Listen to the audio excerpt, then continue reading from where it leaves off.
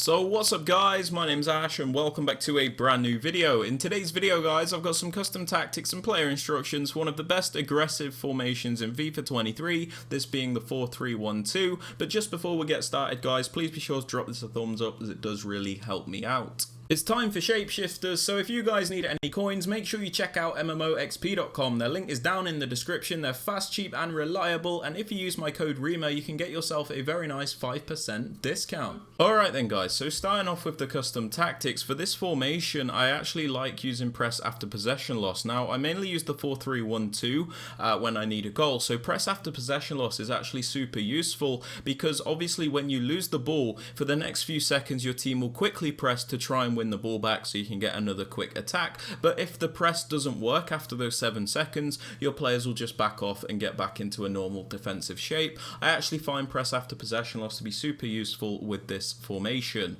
Moving on to the width guys, I actually have this on 37. Not really a specific number you need to use, but the reason I have it on around about this is because I want to defend in a nice narrow and compact shape, which will stop my opponent being able to just run right through the middle of me and cut holes through us basically. It's important not to lower the width too much though, as it's important to maintain a bit of natural width to cover the wider areas in case an opponent tries an attack down the wing.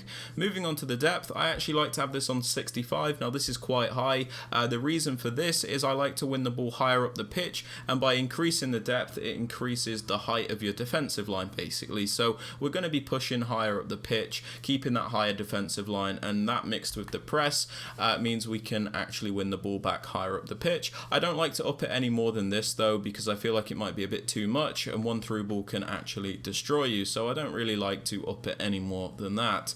Now moving on to the build-up play guys, I actually have this on fast build-up. The reason I have it on fast build-up is because with this formation, like I said, I mainly use it when I want to score goals, so fast build-up makes sense because if we can press and win the ball back super quickly, fast build-up means our players are going to move around very fast so we can do a quick attack.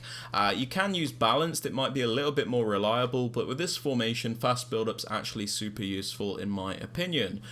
Moving on to chance creation guys, I suggest direct passing as always. This is because it's by far the most meta option. When you use direct passing, your attacking players will bunch up against the defenders on the opposition team, so you can do the super overpowered 1v1 isolation plays. Players will also make those extra movements in the box so you can get off that extra pass to guarantee the goals. Direct passing is super important in my opinion.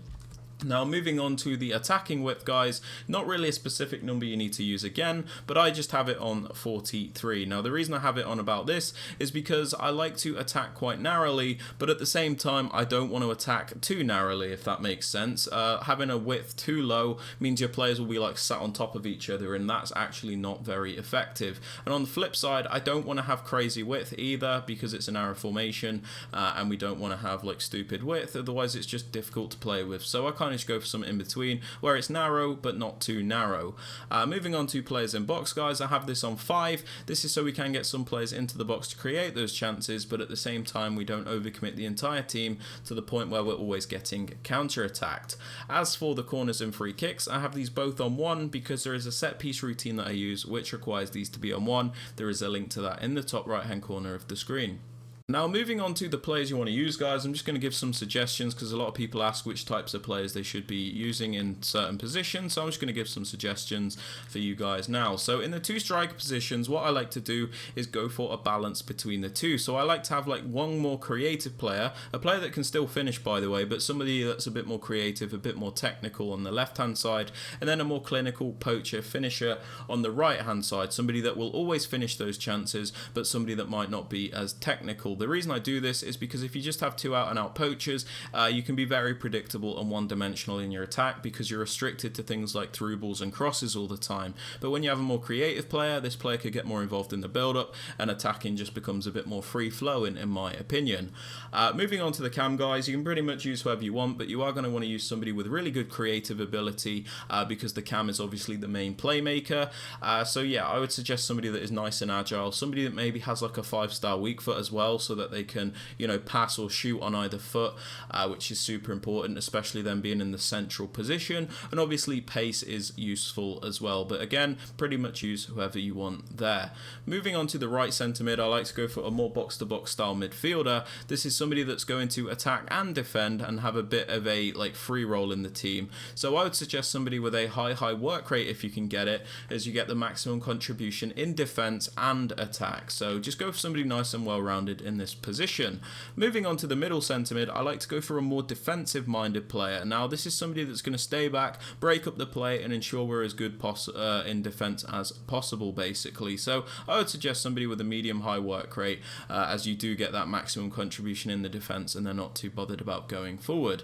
Moving on to the left centre mid spot, guys, you can actually use an actual attacker here. Now this is because this player's not actually going to have to play as a centre mid when we don't have the ball. So it means you don't have to worry about their defensive stats. Don't worry, I will explain this in the player instructions because it will make a bit more sense then. But you can pretty much use whoever you want in this position. You could use Neymar, Mbappe, Messi, Jorginho, pretty much anybody you want in this left centre mid spot.